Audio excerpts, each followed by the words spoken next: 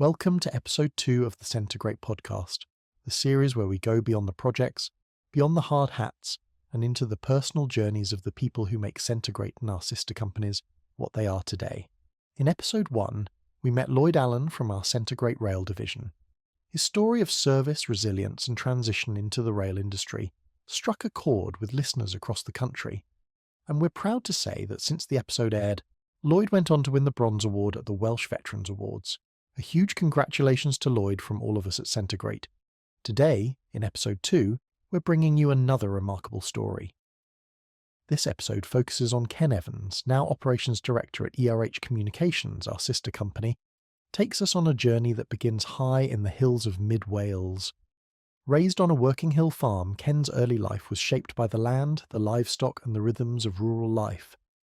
But it wasn't long before Ken realised that farming wasn't where his future lay. What followed was a lifelong career built on grit, growth, and great engineering. From humble beginnings to over 2 decades working in civil engineering with the Vale of Glamorgan Council, and now leading operations at ERH Communications, Ken's path has been anything but ordinary. A long-standing member of the Institution of Civil Engineers, Ken has served as chair and most recently earned the prestigious title of Fellow of the ICE, the pinnacle of professional recognition in the field. This is the story of how one man swapped wellies for steel-toe boots, and how a life shaped by valleys and viaducts has led to one of the highest honours in engineering. This is From Farmer to Fellow. Let's get started. Ken, welcome to the podcast. It's great to have you with us. Let's start at the beginning. What first sparked your interest in civil engineering, and how did your journey begin? Well, it's very unusual, really, because I was born and brought up in a hill farm in the Brecon Beacons. My father was into farming. I left school in the middle 70s, and then I decided to go into farming with only 6 CSEs and things. It was quite a bit difficult. I then did an apprenticeship for 4 years with the Agricultural Training Board, doing beef production, and going 1 day a week down to Coleg Harris in Brecon. But during this period, these 4 years, I started to gain practical experience. I started driving machinery. I started to understand my strengths and my weaknesses. And then once I used to go around the country showing Welsh black cattle and Welsh cobs horses. I actually won Stockman of the Year in 1978, Beef Stockman of the Year, and they're all Welsh, which is a fantastic achievement for me.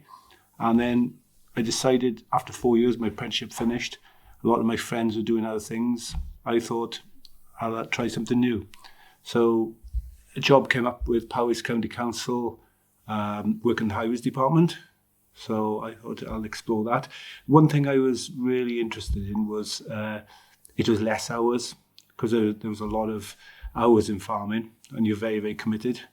And I think one of the most difficult decisions or conversations I had was with my parents to say I was actually leaving farming, which my father and mother had been involved in all their lives. So then I started at Powys Council. So what type of work did you do when you started working for Powys Council? So my first job with Powys Council was on the back of a lorry, filling off tarmac into holes and then jumping back on the lorry. And I had to sit in a shed on the back of a lorry, freezing cold, while the foreman was in front, and he'd stop, I'd jump out, and then I'd be filling potholes. So I did that for a couple of years.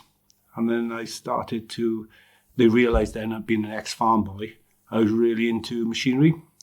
So I started driving JCBs, diggers, and then I was starting to get involved with the construction side of it. I actually had my HGV then, and I started driving the tar tanker, which was putting tar on the road with chip-ins. I then started driving pavers, and I really started building the foundations of my career and really getting into construction and civil engineering. Unfortunately, well, not unfortunately, but it nearly all came to an end in 1982 in the storm. I was working on a site in Astrafellda, which is not far from Penderyn, just off the Brecon Beacons. where I had a JCB machine and I was going to pick it up to bring it back nearer the yard. There was a big blizzard coming on. So we went over to pick the machine up, me and another guy. We tried to start it. We failed to start the vehicle.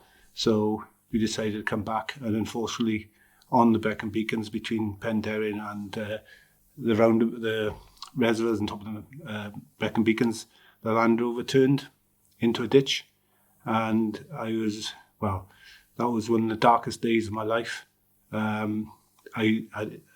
struggled. I was unconscious, and the guy was with me, and the blizzard was completely over. We did have radio access, and after about 8 hours, we were rescued by the mountain rescue.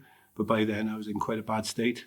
I was actually on the local radio, which, of course, my mother had heard and everything. And so I spent, because of the snow, a couple of days in Penderyn police station, where I stayed and recovered. But I think that accident, I came close to death, and it did really sort of make me think about life in general. I sort of changed sort of direction then in my life, and I just wanted to get away from machinery things and wanted to progress up through looking more into civil engineering. That must have been a really scary experience for you, being out there in those conditions, not knowing what could happen next. It's completely understandable that something like that would make you stop and reconsider your path. What did you do next?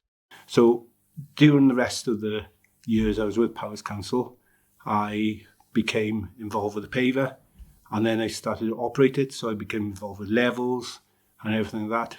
I was then promoted to a construction foreman. So I was involved in construction bridges, surfacing, curbing, all that sort of work.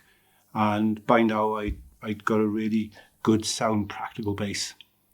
Then with this had happened a couple of years previously, I decided to sort of change direction, and I applied for a job and got a job in Ceredigion Council. So this meant uprooting, moving to woolly Wales, as they called it. Really, Welsh was the first language. I'd learnt Welsh in school, but I'd lost a lot being in Brecon. It wasn't Welsh speaking. And then I turned up and I started. The biggest struggle was getting back into Welsh, because Welsh being the first language. Here, then I was able, all the practical experience I had, I was really able to get and sort of build on it. And then I was able to supervising road bridges, reconstruction jobs, in retaining walls, but all the time drawing on the foundations of my practical work. And then I was able to sort of have a good base and sort of another level of learning it was. So yeah, it has been quite a big experience. But I was at that level then, ready to sort of hungry for more sort of work. But still, I realised that I needed qualifications to go on further. So you've spoken about how much those early years shaped you, from the practical skills you picked up on the farm to everything you learned hands-on during your time with Powers Council. It's clear that experience gave you a strong foundation. But at some point you realised that to really move forward in your career, you'd need more than just experience. You'd need the academic qualifications to back it up. How did you go about gaining those qualifications? So after 3 years of working in Ceredigion, I'd gone away from my family and everything, so a job came up then with South Glamorgan Council as a team leader in highways.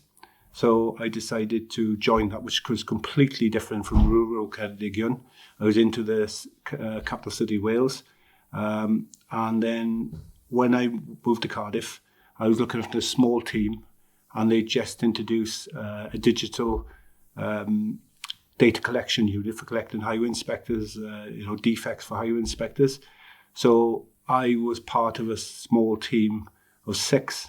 And this is where I started developing all my team skills, all my management skills. This is more into the sort of theory part of it. And this is where I started looking at sort of qualifications and what I could do. So then I joined I joined the Institute of Civil Engineers as a graduate student. And then I started doing night studying then with Bath University and started taking on lots of courses and everything. And then I became sort of involved with the IC. And then later in 1995, I then became actually on the committee of the IC Wales Cymru. And that was great, that was, because I was able to look at sort of everything that was going on in Wales and start making a difference for civil engineering in Wales. But then I realised, again, still pulling on my practical experience and into the theory, but I realised then I was really on to the next step. And that's when local government reorganisation came up and I moved over to the Vale of Glamorgan. You spent 20 years at the Vale of Glamorgan Council. What were some of the key responsibilities and challenges in that role, particularly around asset management and street works? When I started with the Vale of Glamorgan, I started as an assistant routine maintenance manager. And I was mostly concentrating on surface treatments and surfacing. I started getting involved with New Roads and Streetworks Act, which is supervising and instructing utility companies, coordinating the works on the highway and everything. And it's a much busier area. I then sort of developed more into my management. I had a small team of about 6 people. I was able to sort of manage, and then I became involved with asset management, which was strategic planning, which was developing and looking at the long-term asset. Like I say, every asset deteriorates with age. Roads being one of the worst, and bridges, they don't deteriorate so quickly. But when they do deteriorate, there is quite a big, expensive job. So then I was looking at drainage and assessing them all, and I become involved with the Wales CSC County Surveyors Society, and that's when I started getting involved with highway asset management. Part of the bid as well, I had to do a bid for the Welsh Government, so we had to bid for money, but they had to know what the condition of the assets that are owned by the Vale of Glamorgan Council. So I set up with the Welsh Government asset management plan, produced that, and doing all the digital work to collect all the data for that. That was then put forward. I wrote a bid for it, and a successful local government borrowing initiative, where we had something like about £4 million we secured for renewing roads and assets in the Vale of Glamorgan. Around the same time as well, within the 20 years, the Traffic Management Act came, 2002. That was a huge change in the way that utilities worked on the highway. So to do that, I had to retrain a lot of the staff, put new systems in again, and sort of change the whole way we were working. So still pulling from my practical experience, developing all these systems and everything, but I was building a team then behind me. And then, within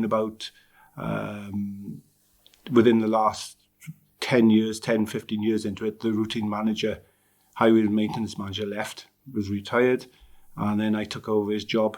And that's when I took over a team of 15 people, completely different disciplines as well in there, that's when management skills really started coming in then. Different types of people managing. I was managing engineers, down to admin staff, down to condition survey people.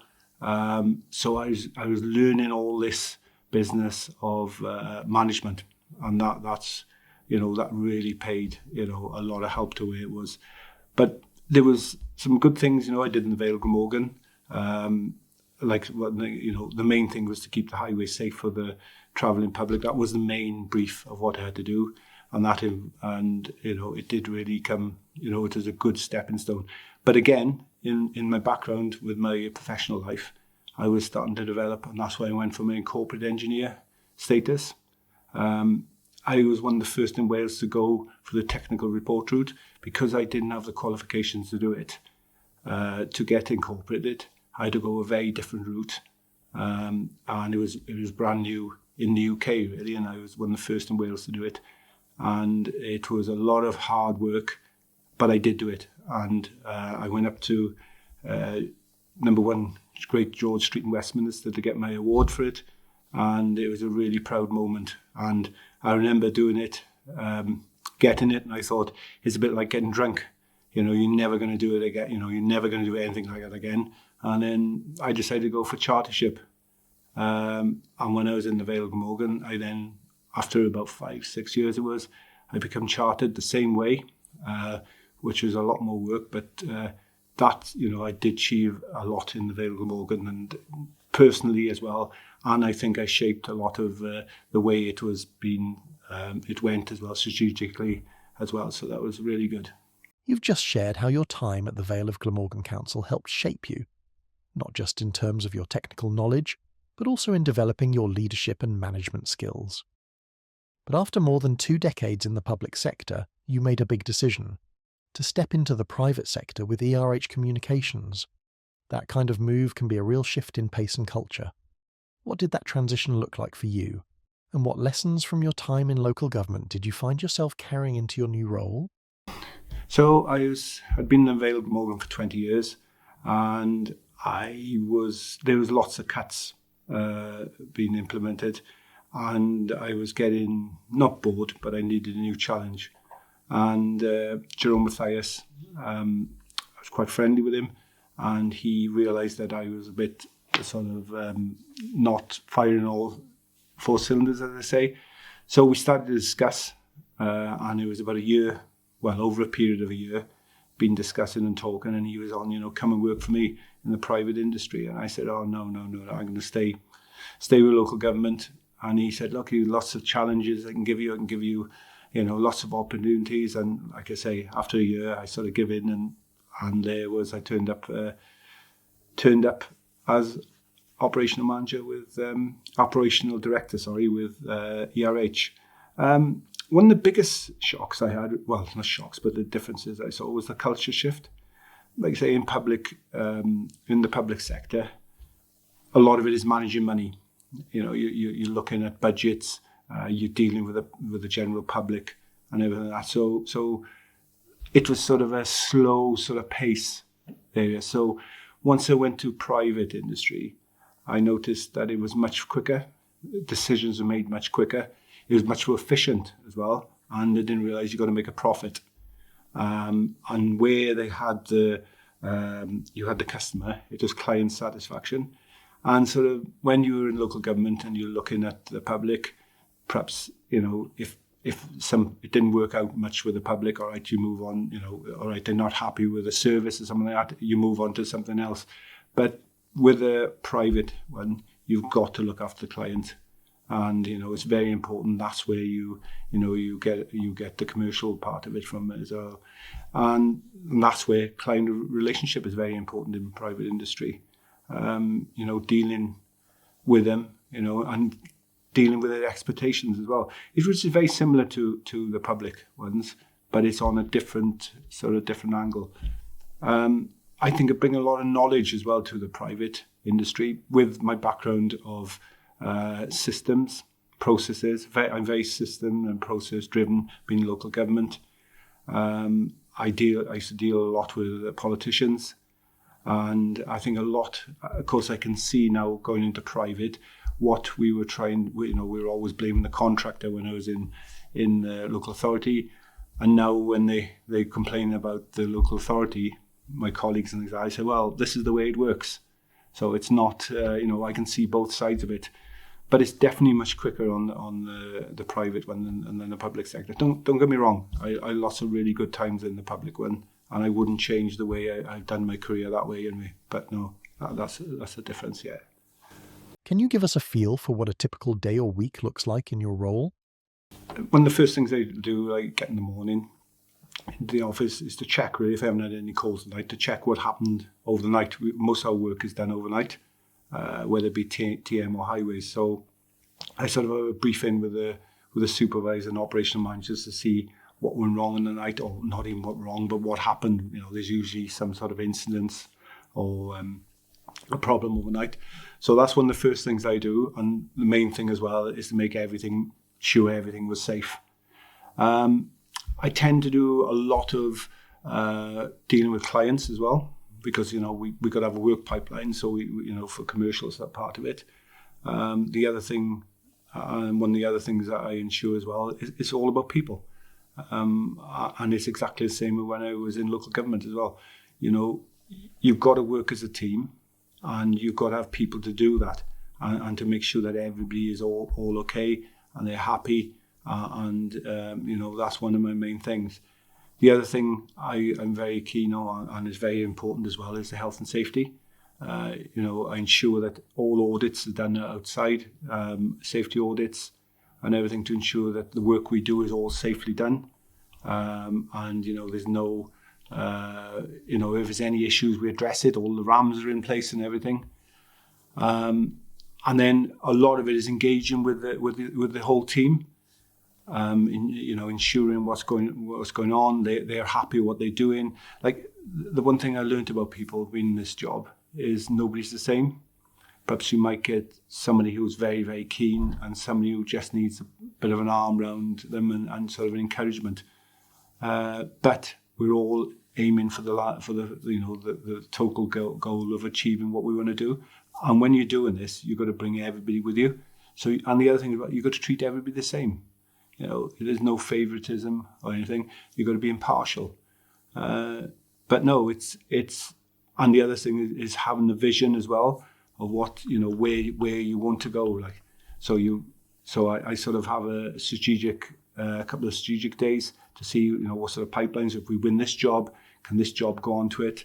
And it's quite, like I say, no day is the same, but it's actually keeping your finger on the pulse as well.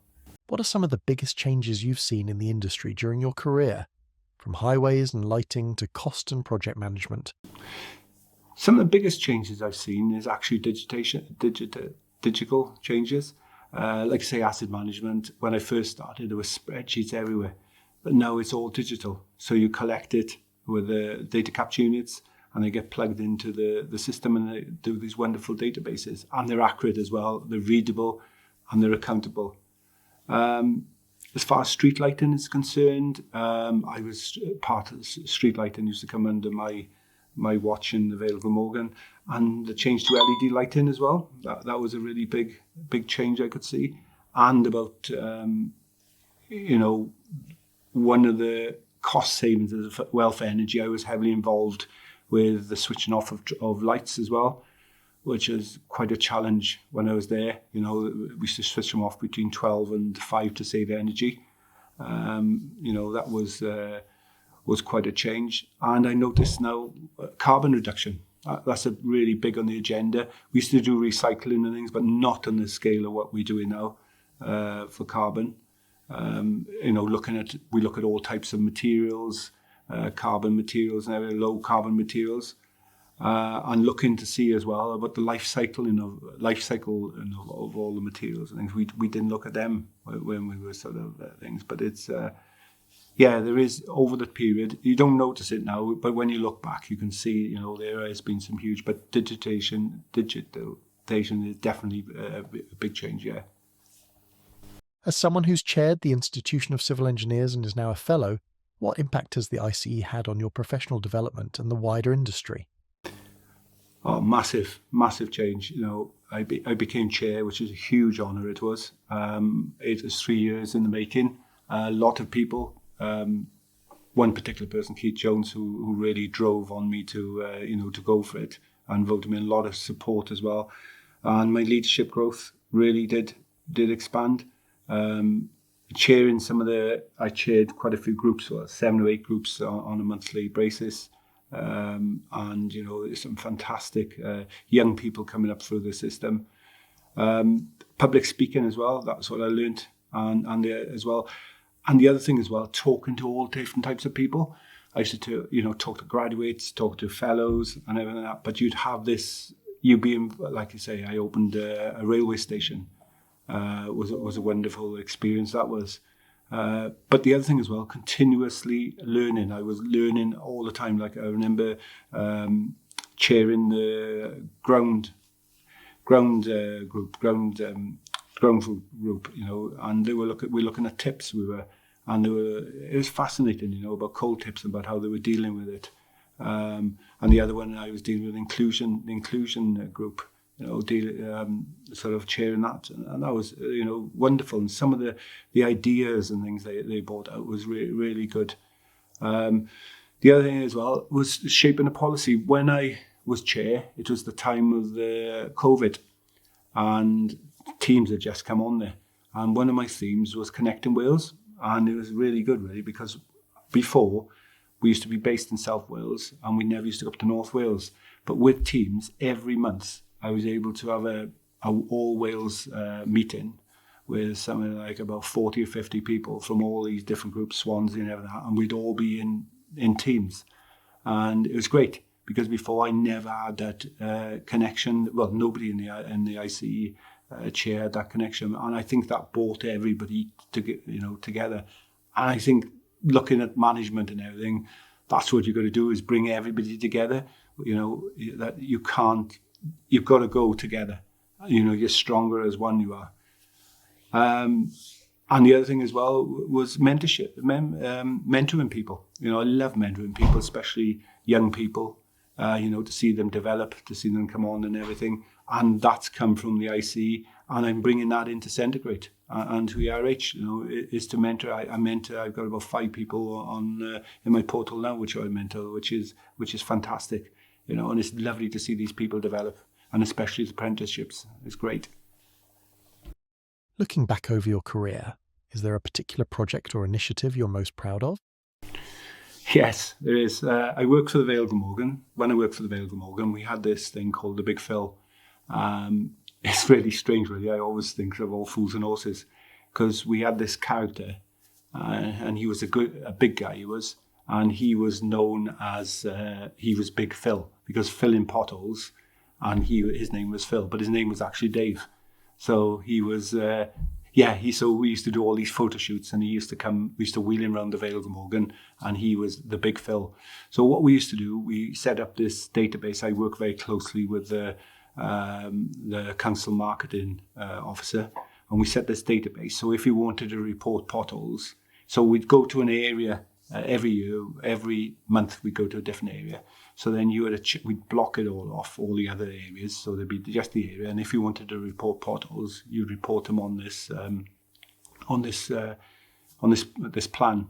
And then on the Saturday and Sunday, we'd repair the potholes. So we'd actually go in with about 6 or 7 teams, and we'd repair all the potholes there. So we'd completely blanket it. So we'd put all the roads up to standard, which is fantastic. It was, the reason why we started the Big Phil was because the ratings are really bad in the residents surveys we do every year to say the condition of the roads are really bad. So myself, together with the marketing lady, we bought this thing called the Big Phil, which when right throughout Wales did, and I did a number of presentations, and it was really good, and I'm really proud of that, And in fact, I was just looking back at some photographs of me and Big Phil. Well, his name is Dave. But it was really, it was something groundbreaking. I understand now it's, cutbacks and everything is gone. But that's something I'm really proud. Another one, which is really good in Centregreat, where we did the Greener Grange, which is a SUDS scheme in Cardiff, where we did all the rain gardens, all the water was all going into the combined sewer. So they've got all the rain gardens, so all the rainwater then would go through the rain gardens, be filtered through all the plants and everything, and then it'd be discharged into the TAF, which is fantastic. And it was a very communal sort of job, a scheme, and there was something like about 14, 15 streets where we had days where we were planting all the trees and all the shrubs and everything, and they were out in it, and it really brought the community together there, and it really tidied up this public realm. It really tidied up the area, and also we did the first bike street in Wales there as well, where there was no curbs. It's just a flat street like they've got in the Netherlands. No curbs and nothing, and sort of pedestrians mingle with the traffic. But and we won quite a few awards. ERH and Centregreat did getting that. So that was really, that's two really big things in my career I'm really proud of. You've worked with a lot of professionals at different stages of their careers. What advice do you give to those just starting out in the sector?